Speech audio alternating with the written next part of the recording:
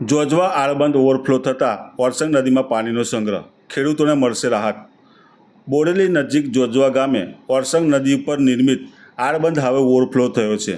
સતત વરસાદને કારણે નદીમાં પાણીનો જોરદાર પ્રવાહ આવ્યો, જેનાથી મનમોહક દ્રશ્યો સર્જાયા છે। આ પાણીનો સંગ્રહ ખેડૂતો માટે સિંચાઈની દ્રષ્ટિએ આશીર્વાદરૂપ બનશે, જેને લઈ ખેડૂતોને મોટી રાહત થઈ છે।